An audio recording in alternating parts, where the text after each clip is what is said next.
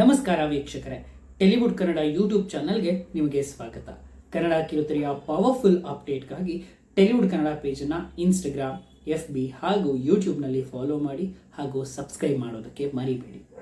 ಇವತ್ತಿನ ಸುದ್ದಿ ಏನಪ್ಪಾ ಅಂತಂದ್ರೆ, ಸ್ಟಾರ್ ಸುವರ್ಣದಲ್ಲಿ ಪ್ರಸಾರವಾಗುವುದಕ್ಕೆ ಸಿದ್ಧವಾಗಿರುವಂತಹ ಆನಂದ ನಿಲಯ ಧಾರಾವಾಹಿಯ ಬಗ್ಗೆ. ಆನಂದ ನಿಲಯ ಈ ಧಾರಾವಾಹಿಯ ಪ್ರೋಮೋ ನೋಡಿದಾಗಲೇ ನಮಗೆಲ್ಲ ಗೊತ್ತಾಯ್ತು, ಇದು ಸ್ಟಾರ್ ಸುವರ್ಣದಲ್ಲಿ ಈಗಾಗಲೇ ಬಂದಂತಹ ವರಲಕ್ಷ್ಮಿ ಸ್ಟೋರ್ ಧಾರಾವಾಹಿಯ ಸೇಮ್ ಕತೆ ಅಂತ. ಈಗಾಗಲೇ ಬಂದಿರುವಂತಹ ಕಥೆನ ಮತ್ತೆ ಏನಕ್ಕೆ ಮಾಡ್ತಾ ಇದ್ದಾರೆ, ಆನಂದ ನಿಲಯ ಧಾರಾವಾಹಿಯಲ್ಲಿ ಯಾರೆಲ್ಲ ಇದ್ದಾರೆ, ಇದೆಲ್ಲವನ್ನ ತಿಳ್ಕೊಳ್ತಾ ಹೋಗೋಣ.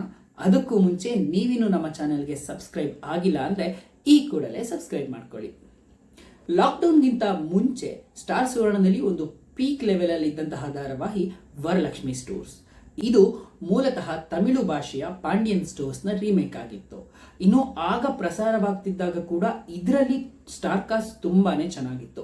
ದಿವಂಗತ ರವಿ ಮಂಡ್ಯ ಅವರು, ಪ್ರೀತಿ ಶ್ರೀನಿವಾಸ್ ಅವರು, ಪ್ರಮೋದ್ ಬಿರಾಜು, ವಿದ್ಯಾಶ್ರೀ ಜಯರಾಮ್, ರಾಣವ್ ಅವರು, ರಿಷಾ ನಿಜಾಗುಣ, ಹಾಗೆ ರಾಖಿ ಅವರು, ಭುವನ ಅವರು, ಇವರೆಲ್ಲ ಕೂಡ ವರಲಕ್ಷ್ಮಿ ಸ್ಟೋರ್ಸ್ ಧಾರಾವಾಹಿಯ ಪಾರ್ಟ್ ಆಗಿದ್ರು ಮತ್ತು ಈ ಧಾರಾವಾಹಿ ತುಂಬಾನೇ ಯಶಸ್ಸನ್ನು ಗಳಿಸ್ತಾ ಇತ್ತು.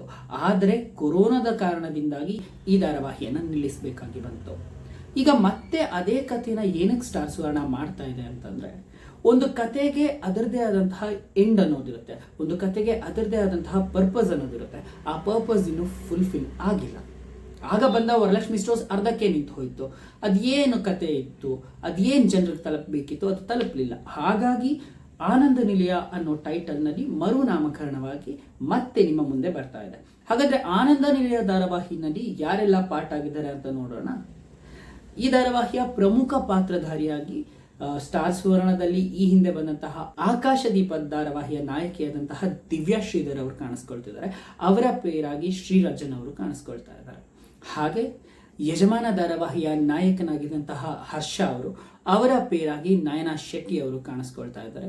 ನಾಯಕನ ಎರಡನೇ ತಮ್ಮ ಆಗಿ ಕೌಶಿಕ್ ಅವರು ಕಾಣಿಸ್ಕೊಳ್ತಾ ಇದ್ದಾರೆ. ಅವರ ಪೇರಾಗಿ ರೇಷ್ಮಾ ಅವರು ಕಾಣಿಸ್ಕೊಳ್ತಿದ್ದಾರೆ.